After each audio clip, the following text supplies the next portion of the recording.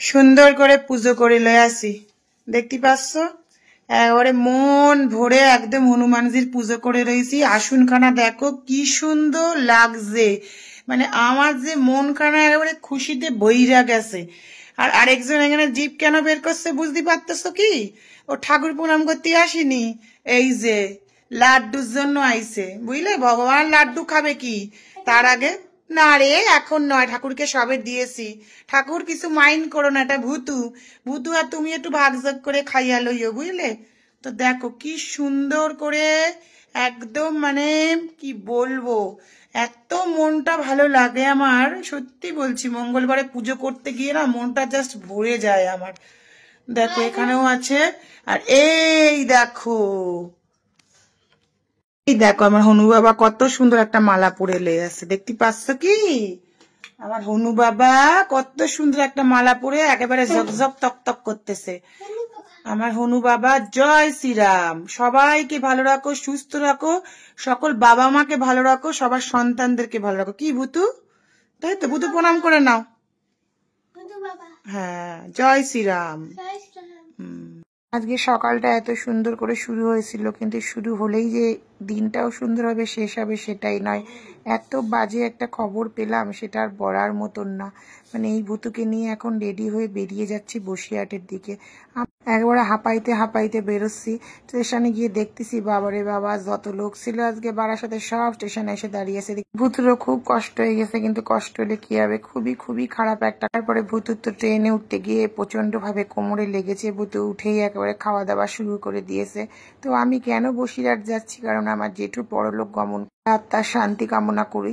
দেখো যত বয়স হয়ে যাক না কেন, মানুষটা তো খুব কাছের, তাই না? বসিরহাটে তো পৌঁছে গিয়েছে, গিয়ে ভূতুকে আমি আমাদের বাড়িতে রাখতে যাচ্ছি, তারপরে আমার জেঠুর কাছে যাব।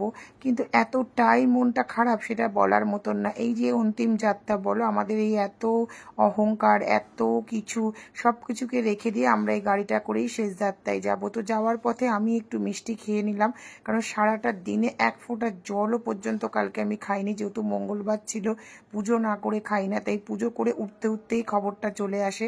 আর এটা আমাদের শ্মশানঘাটের কালী মন্দির, দেখে তো মনটা জাস্ট শান্তি হয়ে গেল।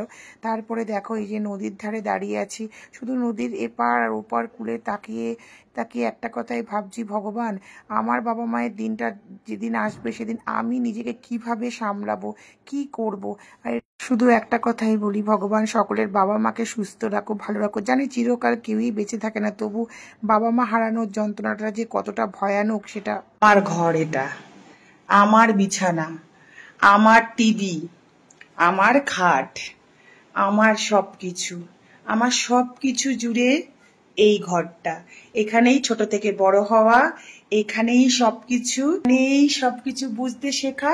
এই ঘরটাকেই একদম, মানে জীবন থেকে যেন বাদ দেওয়ার মতন করে বাদ দিয়ে ফেলেছি। কিন্তু সেই ঘরে আজকে অনেক দিন পর এসে যেন একটা শান্তি পাচ্ছি, কারণ এখানেই আমি প্রথম বুঝতে শিখেছি, প্রথম নিঃশ্বাস নিতে শিখেছি, প্রথম বাঁচার আনন্দটা শিখেছি, তাই না? নিজের ঘর নিজের ঘরই হয়।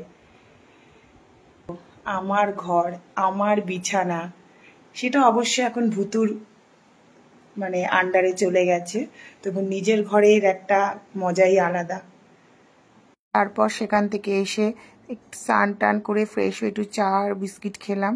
আর দেখতেই পাচ্ছ ভূতু তো একেবারে গাছে উঠে গেছে। ভূতুর যে শরীরে একটা মানুষের হাড় নেই সেটা তো তোমরা আগেই জানতে, তার প্রমাণ এইটা।